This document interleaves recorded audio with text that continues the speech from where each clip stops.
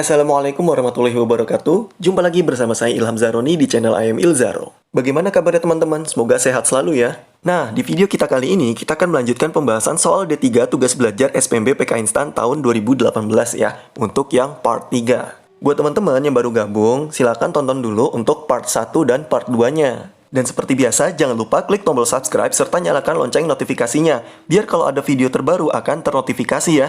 Oke, nggak usah lama-lama lagi, langsung aja kita mulai, let's check it out. Nomor 65. Cici berangkat menempuh jarak 50 km untuk hari pertama pada 20 km pertama ditempuh dengan kecepatan 25 km per jam. Nah, sisanya dengan kecepatan 15 km per jam.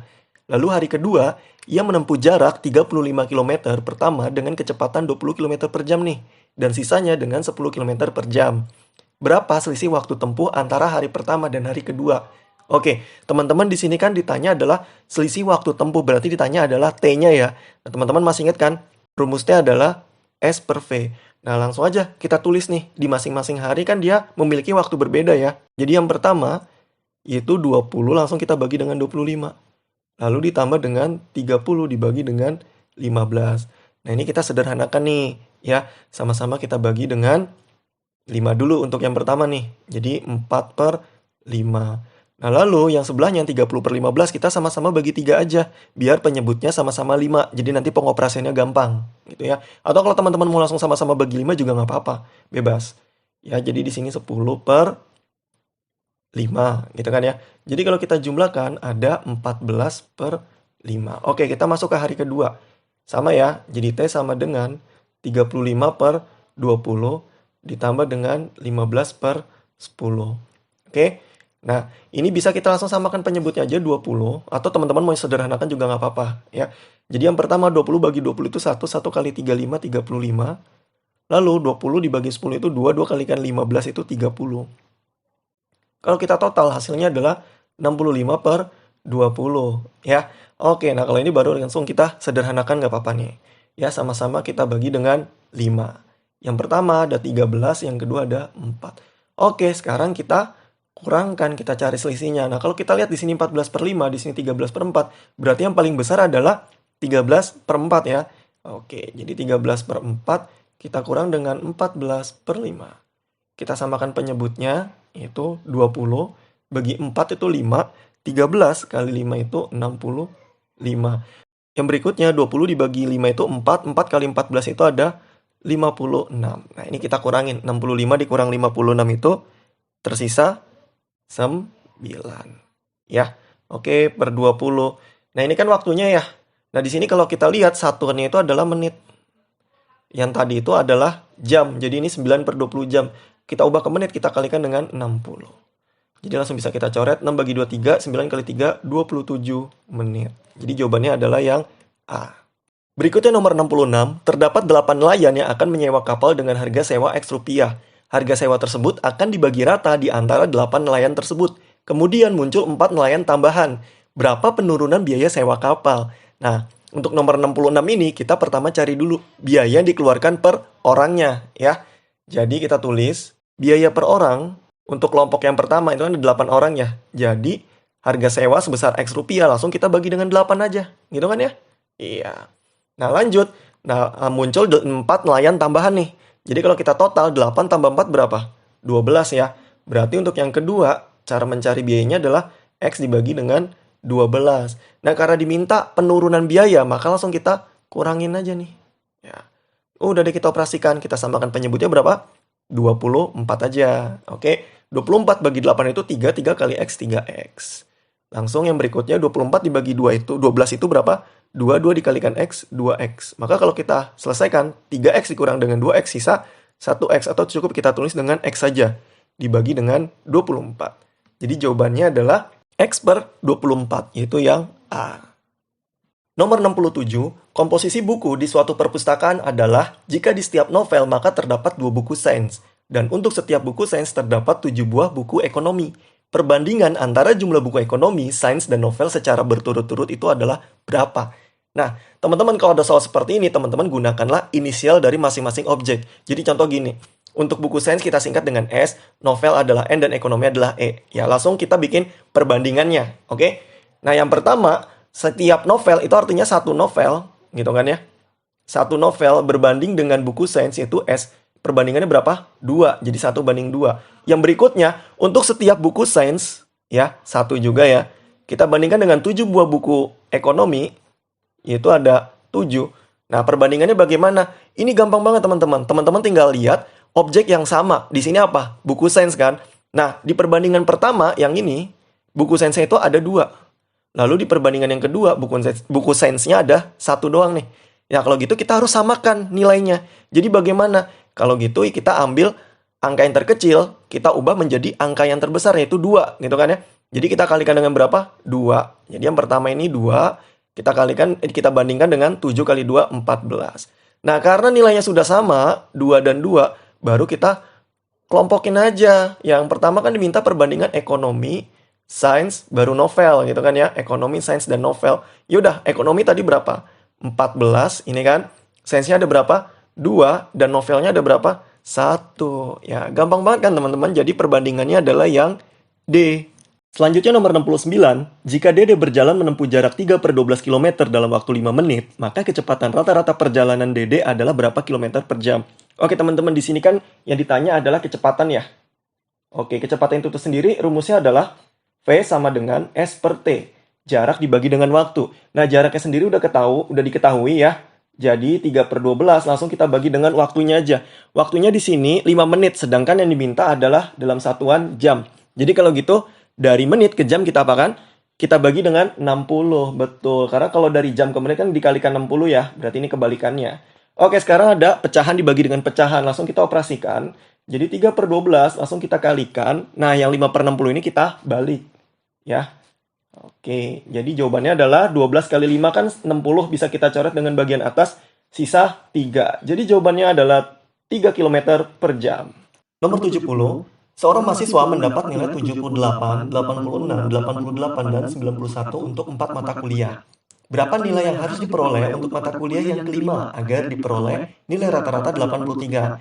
Oke teman-teman, di sini kan masuk materi statistika ya, yaitu rata-rata gabungan. Nah, karena di soal ditanya cuma nilai kelimanya aja, maka teman-teman bisa pakai cara cepat ini. Ya, jadi teman-teman tinggal menuliskan 78 ditambah 86 ditambah 88 ditambah 91 ditambah X itu sama dengan nilai rata-rata gabungannya yaitu 83. Lalu, masing-masing nilai ini kita kurangkan dengan 83. Jadi gini, yang sebelah kiri 78 kita kurangkan dengan 83 itu tersisa min 5. 86 kita kurangkan dengan 83 tersisa positif 3. 88 kita kurangkan dengan 83 itu tersisa positif 5. Dan yang terakhir 91 kita kurangkan dengan 83 tersisa berapa? Tersisa 8. Betul. Lalu X-nya kita tetap tulis dan sama dengan 83. Karena 83 yang terakhir ini ya, ini masih ada pasangan dengan X, cuman karena nilai X belum diketahui, ya udah kita tetap tulis seperti ini. Oke, sekarang kita operasikan. Min 5 dengan 5, habis. Ya, 8 tambah 3 itu 11, ditambah dengan X sama dengan 83. Maka nilai X adalah 83 kita kurangkan dengan 11. Jadi jawabannya adalah 72 untuk nilai kelima. Oke? Oke, nomor 71. Hari ini usia JJ itu sepertiga kali usia kakak. 5 tahun yang lalu, usia JJ seperempat usia kakak. Usia kakak sekarang adalah berapa? Nah, teman-teman lagi-lagi kalau ada soal cerita seperti ini, teman-teman ubah setiap kalimat ke dalam bentuk variabel dan angka. Oke, kita mulai dari yang pertama. Di sini bilang usia JJ itu sepertiga kali usia kakak. Berarti kita bisa tulis, yaitu J, kita inisialnya aja ya. Sepertiga usia kakak. Oke, gini ya. Nah, lalu dibilang, 5 tahun yang lalu usia JJ seperempat usia kakak. Oke, berarti kalau gitu, JJ min 5, ya karena yang lalu ya. Kalau yang lalu kita kurangin, kalau yang akan datang itu berarti kita tambah. Kalau yang sekarang atau present itu berarti cukup inisialnya aja. Ya, oke. Jadi J min 5 sama dengan seperempat usia kakak. Oke, berarti seperempat usia kakak. Nah, kakaknya juga 5 tahun yang lalu. Jadi bukan cuman seperempat kak ya. Tapi K-nya juga kita kurangin dengan 5. Gitu kan, karena sama-sama 5 tahun yang lalu. Nah, ditanya adalah usia kakak sekarang. Berarti kan present ya. Oke, jadi K-nya ini tuh berapa? Gitu. Ya, oke, dari dua persamaan ini, teman-teman bisa langsung memasukkan aja ya ke dalam persamaan yang lain. Contohnya seperti ini, karena ditanya adalah kakak. Ya, Berarti yang J yang di sini nih, kita langsung ubah aja menjadi berapa tadi? Sepertiga K. Min 5 sama dengan, langsung ini kita kalikan, seperempat K. Lalu kita kalikan lagi, seperempat dikalikan min 5 per 4. Nah, karena di sini bentuknya pecahan, kita gampang itu hilangkan pecahannya ya. Penyebutnya dengan cara mengalikan dengan 12. 12 bagi 3 itu 4, 4 kali K, 4K.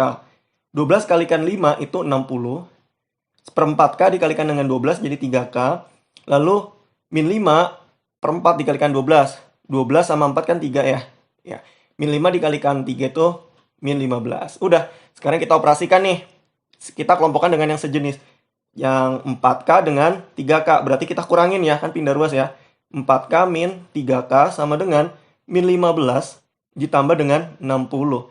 Maka K-nya sendiri adalah 45. Jadi jawabannya adalah 45 tahun untuk usia kakak. Nomor 72, dalam pemilihan siswa teladan terdapat 9 calon, yaitu 5 orang putra dan 4 orang putri.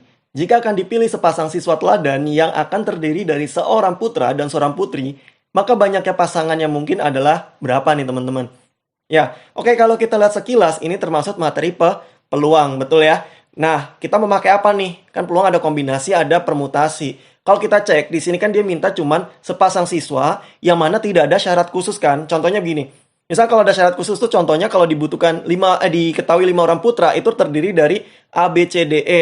Lalu diminta sepasang siswa ya, yang putra itu misalkan si A terus yang pasangannya dengan si putri pasangannya si D gitu kan. Nah, itu ada syarat khusus. Nah, itu baru pakai permutasi. Karena di sini tidak disebutkan syarat khususnya itu, maka kita pakai kombinasi. Seperti itu ya. Oke, langsung aja kita tulis. Karena ditanya adalah banyaknya pasangan, sorry ya. Maka kombinasi untuk yang putra, kita kalikan dengan kombinasi yang putri. Putra tadi kan ada 5 orang, diambil 1 ya, gitu kan. Karena seorang putra, gitu kan. Oke, lanjut lagi. Putrinya dari 4 diambil juga 1. Nah, kalau misalkan kombinasi atasnya 5, bawahnya 1, langsung aja teman-teman. Bisa langsung ditulis 5, kita kalikan dengan 4. Maka hasilnya adalah 20 pasang, gitu kan ya. Oke, jadi jawabannya D. Tapi teman-teman, misalkan nih, kalau yang bagian bawahnya itu bukan 1, misalkan angka lain 2, 3, atau yang lain-lain ya. Nah, itu caranya seperti ini. Ini tetap ya, sama ya, aku bikin bawahnya tetap 1, tapi pakai cara manualnya. Yaitu 5 faktorial dibagi dengan 1 faktorial, lalu sebelah kanannya hasil dari 5 dikurang 1, yaitu berapa? 4 faktorial. Kita kalikan juga yang sebelah kanan ya untuk yang putri ya. 4 faktorial dibagi dengan 1 faktorial, lalu dikalikan dengan 4 kurang 1, 3 faktorial. Ini dikalikan ya. Oke, sekarang bagian atas kita buka. Kalau 5 faktorial itu kan artinya 5 kali 4 kali 3 kali 2 kali 1. Seperti itu kan. Nah, karena di bagian bawahnya itu ada 4 faktorial, jadi yang bagian atas cukup kita buka sampai 4 faktorial aja teman-teman. 5 dikalikan dengan 4 faktorial, lalu bawahnya tetap 1 faktorial, lalu dikalikan dengan 4 faktorial. Yang sebelah kanan juga sama, kita buka sampai 3 faktorial aja. Ya, 1 faktorial dikalikan dengan 3 faktorial.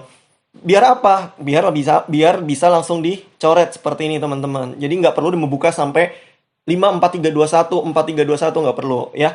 Nah, 1 faktorial itu kan 1, jadi langsung aja 5 per 1 dikalikan dengan 4 per 1. Jadi jawabannya adalah 20. Oke, sama ya. Nomor 74, diketahui fx sama dengan 2 per x min x kuadrat. Lalu disajikan 5 pernyataan sebagai berikut teman-teman. Dan ditanya manakah yang benar. Nah, untuk mengetahui jawaban mana yang benar, maka mau nggak mau kita harus uji coba ya. Oke, dari pernyataan pertama dulu. Fx selalu bernilai negatif. Nah, untuk membuktikan benar atau salah, berarti kita ganti dulu nih. Fx sama dengan 2 per x min x kuadrat, kita ganti. X-nya misalkan kita ambil sembarang bilangan dulu. Contohnya adalah angka 1, gitu kan. Maka benar nggak sih hasilnya selalu bernilai negatif? Berarti F1 sama dengan 2 per 1 min 1 kuadrat. Hati-hati teman-teman ya. Kalau misalkan bentuknya seperti ini, ya. Ini ya. Yang dikuadratin ini cuman X-nya doang, teman-teman. Ya, yang dikuadratin adalah X-nya doang. Jadi minusnya tidak ikut dikuadratkan. Ya, maka hasilnya adalah 2 per 1, 2. Kita kurangin dengan 1 kuadrat itu 1. Maka hasilnya 1. Nah, di sini hasilnya ketahuan apa? Positif. Berarti pernyataan pertama itu tidak memenuhi. Otomatis ya ada pernyataan pertama, kita langsung coret aja. Berarti salah, ya. Oke, kita lanjut yang pernyataan kedua. Di sini dibilang jika X lebih besar dari 0, maka fx-nya juga lebih besar dari 0. Nah, X lebih besar dari 0 itu kan dimulai dari angka 1, ya, untuk yang ini. Itu dimulai dari angka 1, 2, 3 gitu kan ya. 1, 2, 3 dan seterusnya. Nah, karena angka 1 tadi udah kita cari ya dan dapatkan hasilnya adalah positif 1, yaitu lebih besar dari 0, betul. Nah, sekarang uji coba lagi, coba. Jangan puas dulu dengan satu angka. Angka lainnya coba, kita masukin angka 2 X-nya. Maka F2 sama dengan 2 per 2 dikurangin dengan 2 kuadrat. 2 bagi 2 itu 1, 2 kuadrat itu 4. Ya. Jadi jawabannya apa? Min 3. Oh, ternyata kalau kita masukin angka 2X ya, itu hasilnya min 3. Yang mana ini nilainya bertentangan dengan fx lebih besar dari 0. Karena ini min 3, kurang dari 0 ya. Jadi fx itu kurang dari 0. Nah, karena tidak memenuhi, ya, berarti nomor 2 juga kita coret. Kita coretnya ada 2-nya, tersisa 5. Jadi jawabannya adalah yang 5 saja. Nomor 75. Selisih uang Badu dan Umay adalah Rp36.000. Jika Badu memberikan 1/5 uangnya kepada Umay, maka jumlah uang mereka menjadi sama nih. Jumlah uang mereka mula-mula adalah berapa? Nah, lagi-lagi teman-teman, di sini ada soal cerita seperti ini.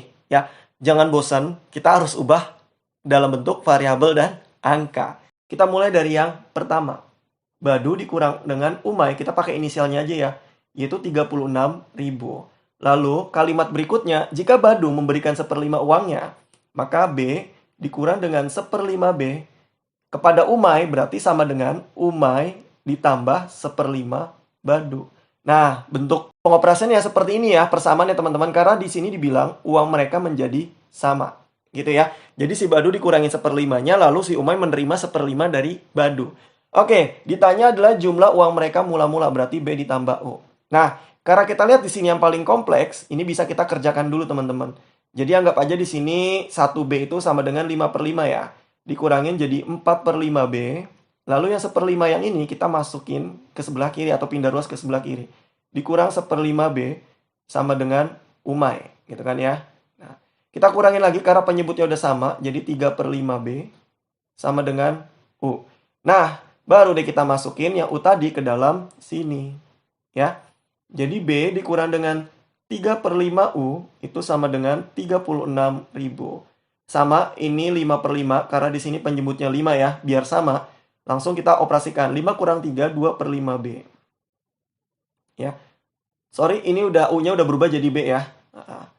2/5B sama dengan 36.000. Maka untuk mencari B-nya sendiri adalah 36.000. Kita kalikan ya, kita balik karena dibagi dengan 2/5.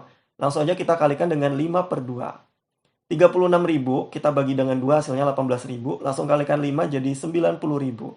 Oh, ternyata ketemu untuk nilai si Badu ini itu 90.000.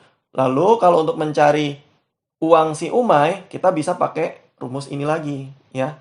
Tadi dibilang bahwa selisih uang mereka itu adalah 36.000, teman-teman ya. Kita isi Badu itu 90.000. Lalu ini pindah ruas ke kiri dan U-nya kita keluarkan sebelah kanan. Jadi dikurang dengan 36.000 sama dengan uang Umay. Maka uang Umay adalah 54.000. Ya. So, jadi kalau penjumlahan uang mereka adalah 90.000 ditambah dengan 54.000. Jadi jawabannya adalah 144.000 teman-teman. Yaitu yang E. Nomor 76. Rata-rata kenaikan produksi padi dari tahun 2014 sampai 2017 adalah berapa ton? Nah, di sini kan sudah tersaji gambar ya teman-teman ya. Jadi kalau ditanya rata-rata kenaikan produksi, kita cari dulu kenaikan dari tahun ke tahunnya dulu nih. Dari 2014 ke 2015, di sini ada yang padinya itu kan kalau kita lihat di gambar, ini yang kokoh ya. Lalu kalau yang jagung tuh ada yang keroak. Nah, berarti dari 52,24 ke 54,8 itu selisihnya berapa? Kalau teman-teman cari nanti hasilnya adalah 2,56. Lalu yang berikutnya ke tahun 2016 itu ada 1,15. Dan ke 2017 itu selisihnya ada 4,15. Nah, karena ditanya rata-rata kenaikan produksi, berarti ini kita jumlahkan semua. 2,56 ditambah dengan 1,15 ditambah dengan 4,15. Lalu kita bagi dengan banyaknya data, yaitu 3 ya. Maka diperoleh kalau yang atas ini kalau dijumlahkan itu nanti ketemu 8,16. Lalu kita bagi 3 aja. Hasilnya adalah 2,72 ton, yaitu yang A, teman-teman. Berikutnya nomor 77. Selisih terbesar antara produksi padi dan produksi jagung terjadi pada tahun berapa? Nah, teman-teman harus cek nih. Dari tahun 2014, 15, 16, dan 17, ya. Di situ teman-teman hitung selisihnya aja antara padi dan jagung. Jadi seperti ini. 52,24 dikurangin dengan 12,5. Itu nanti diperoleh hasilnya adalah 39,74. Berikutnya juga sama yang tahun 2015. Ini kalau dikurangin, ya, itu nanti tersisa 43,2. Dan yang ini tahun 2016 itu diperoleh 42,99. Dan yang terakhir 2017, ya ini kita kurangin. Hasilnya adalah 44,54. Nah, dari sini kan kelihatan mana yang paling tinggi atau paling besar. Yang mana? Yaitu tahun 2017.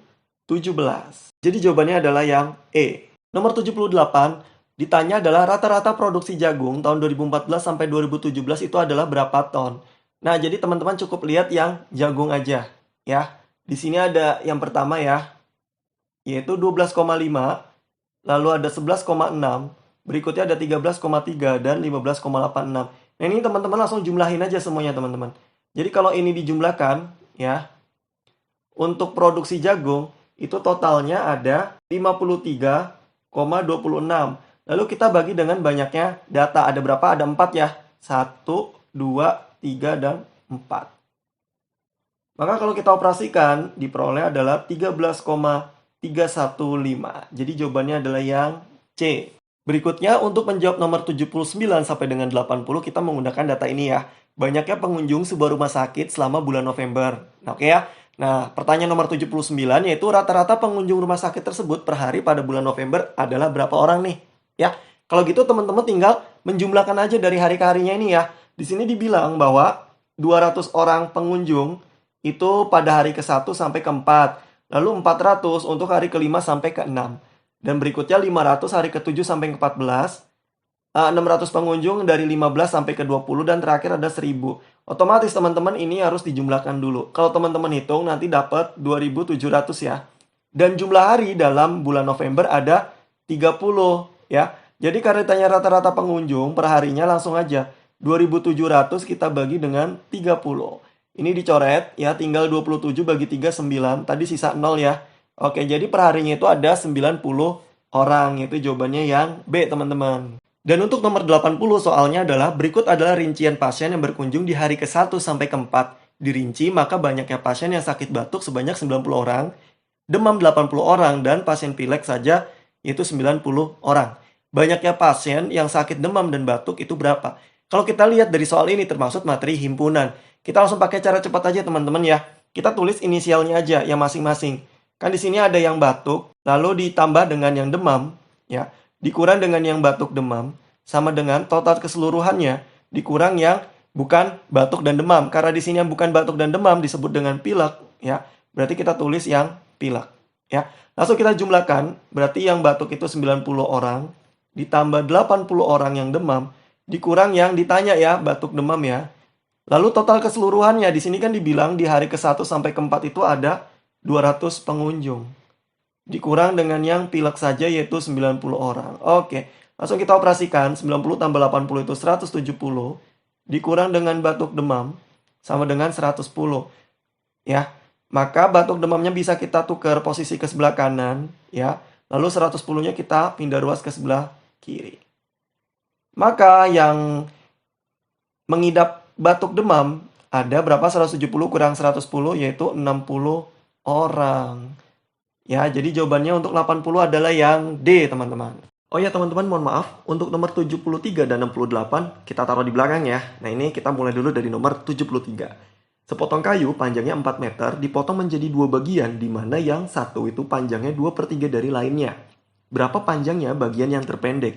Nah, oke, kalau begitu, teman-teman, ini aku gambarin dulu ya. Misalkan ini adalah kayunya, ya. Panjangnya itu adalah 4 meter. Ya, lalu kita bagi 2. Di mana bagian pertama itu disebut dengan X, yang bagian kedua adalah yang Y. Di sini dibilang bahwa satunya itu panjangnya adalah 2/3 dari lainnya. Jadi anggap aja yang X ini 2/3 dari lainnya. Berarti karena dibilang 2/3 dari lainnya, berarti 2/3 Y. Nah, kalau gitu kita cari nilai Y dulu dong, ya. Oke, jadi 2/3 Y ditambah dengan Y itu sama dengan 4. Nah, ini anggap aja 3/3 ya, sebelah sini ya. Jadi kalau kita operasikan 2 tambah 3, 5. 5/3 Y itu sama dengan 4. Maka untuk mencari Y adalah pembagian pecahan ya. 4 dibagi dengan 5/3, jadinya 4 dikalikan dengan 3/5. Hasilnya adalah 12 dibagi 5, yaitu 2,4. Nah, ini untuk nilai Y-nya teman-teman. Nah, lalu karena ditanya berapa panjangnya bagian yang terpendek, sekarang kita cek aja. 2/3 Y dengan Y yang terpendek yang mana? Ya, sudah jelas yang 2/3 Y. Jadi, langsung aja kita ganti ya. Kan 2/3 Y, Y-nya langsung kita ganti dengan 2,4. Ya, ini kalau dioperasikan, hasilnya adalah 1,6 meter. Jadi, untuk jawaban nomor 73 adalah yang C, 1,6 meter ya. Oke, selanjutnya yang terakhir nomor 68. Eko membeli 5 unit laptop dengan harga Rp87.125.000 untuk dijual kembali. Setelah diperiksa, 1 unit rusak dan tidak dapat dijual. Berapa persen keuntungan yang diperolehnya jika menjual setiap unit yang tersisa dengan harga Rp26.325.000? Ini agak jelimet ya, angka-angkanya itu nggak bulat banget ini. Nggak apa-apa lah, oke kita coba ya. Jadi gini teman-teman, awalnya itu si Eko beli 5 laptop dengan total harga itu Rp87.125.000. Ini udah aku rinci ya. Lalu ada satu yang rusak, kan tersisa 4 nih. Nah, masing-masing dijual dengan Rp26.325.000. Berarti kalau kita kalikan, ini hasilnya adalah Rp105.300.000. Ini ya. Oke. Nah, lalu karena ditanya keuntungan itu kan rumusnya adalah harga jual dikurang dengan harga beli, dibagi dengan harga beli, kalikan dengan 100%. Berarti langsung aja kita isi 105.300.000 kita kurangin dengan harga belinya kan tadi 87.125.000 ya teman-teman ya. Oke. Dibagi dengan 87.125.000 ya. Langsung kita kalikan dengan 100%. Kalau kita operasikan yang bagian atas ini tersisa 18.175.000. Lalu bawahnya masih tetap ya. So, kalikan 100%. Nah, ini kalau kita operasikan lagi ini bener-bener angkanya jelimet banget ya. Boleh nih atas sama bawah langsung dicoret aja. Ya 000-nya ini 3 kali ya. Nah, ini langsung kita operasikan nih. Ya, kita bagi lalu kalikan 100%. Kalau dihitung itu nanti hasilnya ada sekitar 20,86%. Kalau kita cek di opsi, ini tuh nggak ada ya. Nggak mungkin dia turun, ya cuman 20. Dan dia nggak mungkin juga kelebihan kita bulatkan ke atas 21. Karena kan di sini menghitung keuntungan ya. Kalau 21 ini udah kelebihan dari 20,86%, ya kan? Dan sedangkan kalau kita turunin ke bawah, ini terlalu jauh, ya kan? Berarti untungnya tuh kurang kalau kayak begini. Jadi nomor 68 ini kurang tepat ya jawabannya ini ya. Jadi sekitar 20,86%. Seperti itu teman-teman. Oke? Baik teman-teman, untuk pembahasan soal TPA, SPMB PK Instan, program Diploma 3 tugas belajar sudah selesai nih. Jangan lupa like dan share-nya jika dirasa video ini bermanfaat untuk teman-teman semua ya. Sampai jumpa di pembahasan soal TPA berikutnya. Dadah!